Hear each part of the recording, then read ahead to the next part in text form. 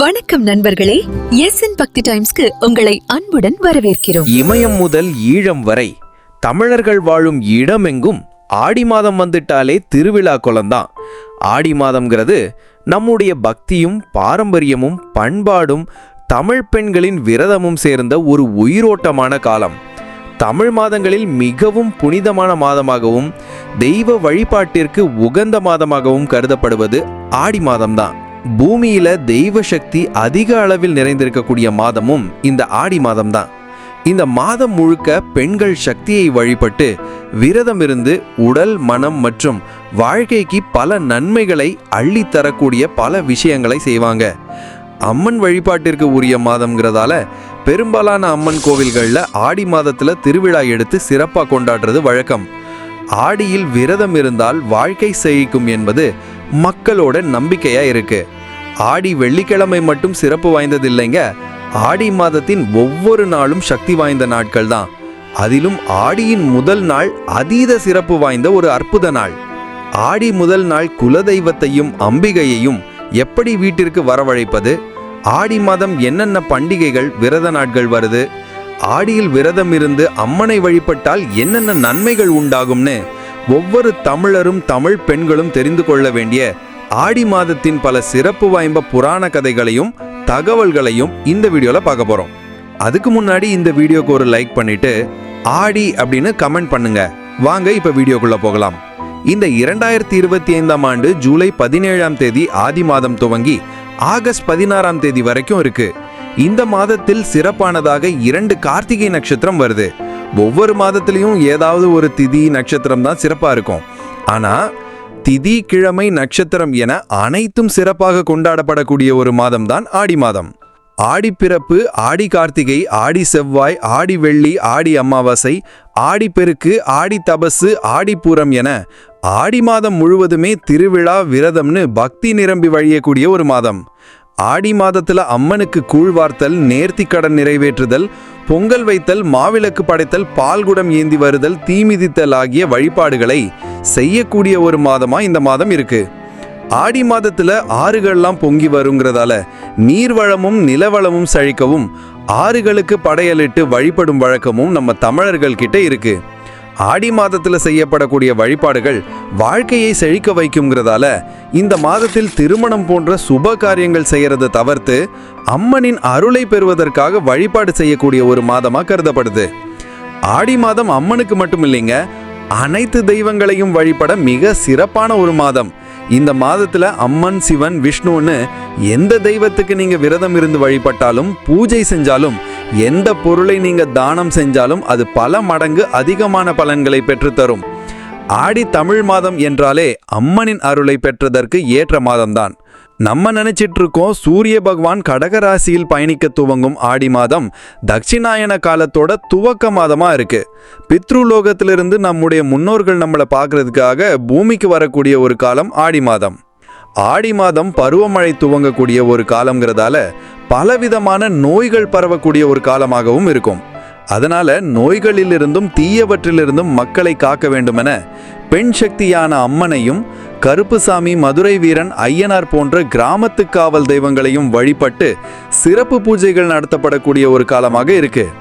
ஒரு முறை பிரிங்கி முனிவர் தன்னை சிவனுக்கு நிகராக மதிக்க மாட்டாரு, சிவனும் தன்னோட பக்தனுக்கு தான் ஆதரவு கொடுக்கிறாருன்னு சிவன் மேல கோபப்பட்ட பார்வதி தேவி சிவனை பிரிஞ்சு பூலோகம் வந்து சிவனோட உடம்புல சரிபாதி இடம் வாங்கணும்னு கடுமையான தவம் இருந்திருக்காங்க.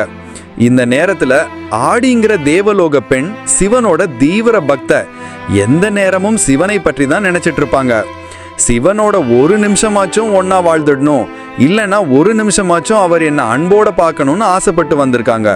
பார்வதி தேவி இப்படி சிவனை பிரிஞ்சு பூலோகம் போயிட்டாங்களே, சிவனை இனி யார் பார்த்துப்பாங்கன்னு கவலைப்பட்ட ஆடி இந்த சந்தர்ப்பத்தை பயன்படுத்தி ஒரு பாம்பு உருவம் எடுத்து தேவகுணங்களோட காவலையும் மீறி கைலாயத்துக்குள்ள போயிருக்காங்க. பார்வதி தேவி போல உருவம் எடுத்து சிவனோட நெருங்கி இருக்க பார்த்திருக்கா. சிவனும் பார்வதி தேவியை பார்த்த சந்தோஷத்துல நெருங்கி வந்திருக்காரு. ஆனா ஏதோ தப்பா தெரியுதேன்னு தன்னோட ஞான திருஷ்டியில பாக்குறாரு.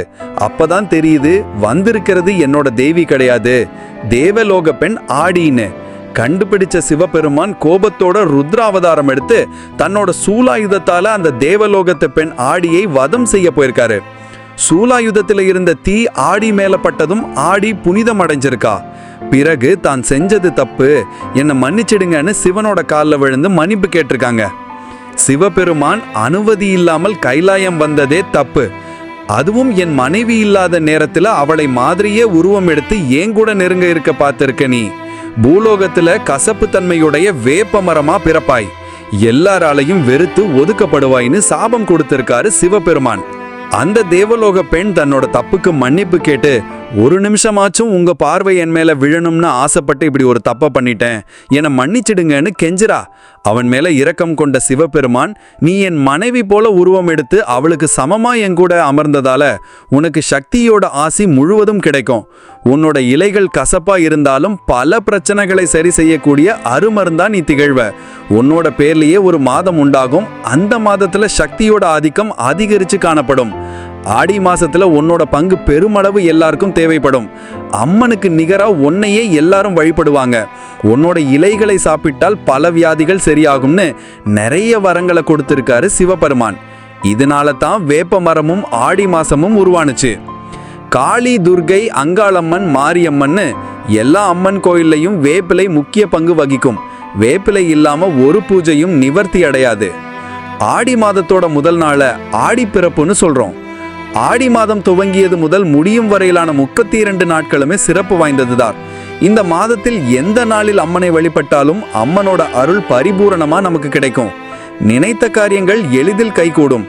திருமணமாகாத பெண்களுக்கு திருமணம் கைகூடும். திருமணம் ஆன பெண்களுக்கு மாங்கல்ய பாக்கியம் பலப்படும்.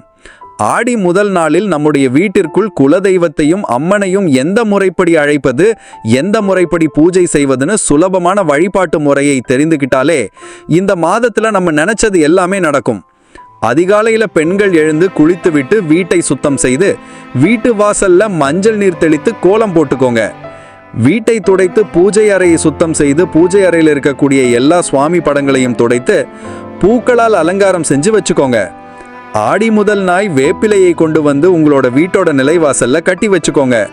அதற்கு பிறகு ஒரு சிறிய பித்தளை சொம்பு நிறைய தண்ணீரை ஊற்றி வைத்து, எச்சில் படாத தண்ணீரா இருக்கணும், அதுல ஒரு சிட்டிகை மஞ்சள் தூள், ஒரு சிட்டிகை குங்குமம், 2 வேப்பிலை போட்டு இந்த தீர்த்தத்தில் உங்களுடைய குலதெய்வமும் அம்மனும் வந்து அமர வேண்டும்னு மனதார பிரார்த்தனை செஞ்சுக்கோங்க. அம்மனை வீட்டிற்கு வரவேற்கும் விதமா சிவப்பு, மஞ்சள் அல்லது பச்சை நிறத்துல ஒரு புது வஸ்திரத்தை ஒரு தட்டுல வச்சு மஞ்சள், குங்குமம், வெற்றிலை பாக்கு, பழம், தாழி கயிறு, வளையல் போன்ற மங்கள பொருட்களை வைத்து ஏதாவது ஒரு நெய்வேத்தியம் படைச்சு வழிபடுங்க. லலிதா சகஸ்ரநாமம், அம்மனுக்கு உரிய துதி மந்திரங்கள் ஏதாவது தெரிஞ்சா சொல்லி வழிபடுங்க.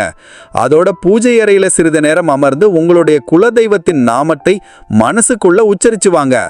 அம்மனையும் குலதெய்வத்தையும் கலச சொம்புல ஆவாகனம் செஞ்சு இந்த தீர்த்தத்தை பூஜை அறையில் வைத்து சர்க்கரை பொங்கலை நிவேதனமா படைச்சு தீப ஆராதனை காட்டி மனதார ஆடி மாதம் முதல் நாள் பூஜையை நிறைவு செஞ்சுக்கோங்க. இதனால பல நன்மைகள் கிடைக்குங்கிறதால தான் கோடி நன்மை தரக்கூடிய ஆடி மாதம்னு நம்முடைய முன்னோர்கள் சொல்லி வச்சிருக்கிறாங்க. ஆடி மாதம் தேவர்களுக்கு இரவு நேரம்னு புராணங்கள்ல கூறப்படுது. அதனால ஆடி மாதத்துல வரக்கூடிய வெள்ளிக்கிழமை அன்று மாலை நேரத்தில் அம்பாளை வழிபாடு செய்து வந்தால் ஏராளமான பலன்கள் கிடைக்குமாம்.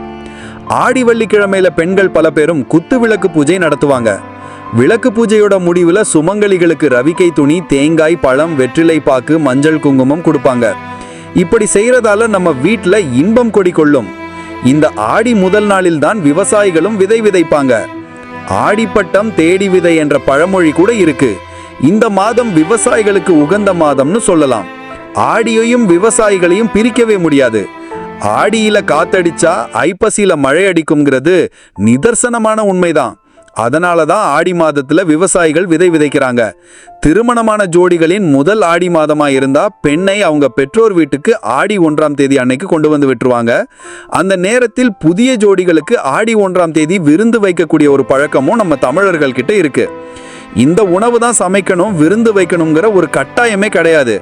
வசதிக்கு ஏற்றவாறு இயன்ற உணவுகளை சமைத்து அதை 1 அல்லது 2 பேருக்காச்சு கொடுக்கிறது சிறந்த பலன்களை தரும்.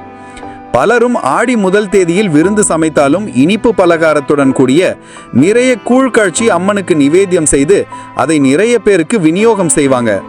தினமும் அம்மனையும் உங்களுடைய குலதெய்வத்தையும் நினைச்சு வீட்டில் விளக்கு ஏற்ற முடியலனா கூட ஆடி மாதத்துல வரக்கூடிய வெள்ளி செவ்வாய்க்கிழமைகள்ல அதிகாலையில இந்த விளக்கை ஏத்திவாங்க.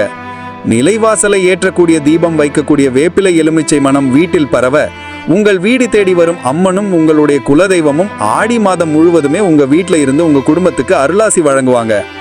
முடிஞ்சவங்க பக்கத்துல இருக்கிற அம்மன் கோயிலுக்கு போய் கூழ் பொங்கல் வைப்பதற்கு தேவையான கேழ்வரகு, அரிசி, வெல்லம், பருப்பு, நெய் போன்ற பொருட்களை வாங்கி கொடுங்க. அப்படி இல்லைன்னா வீட்டிலேயே கூழ் காய்ச்சி அம்மனுக்கு படைச்சிட்டு அக்கம் பக்கத்துல இருக்கிறவங்களுக்கு கொடுத்துட்டு வாங்க.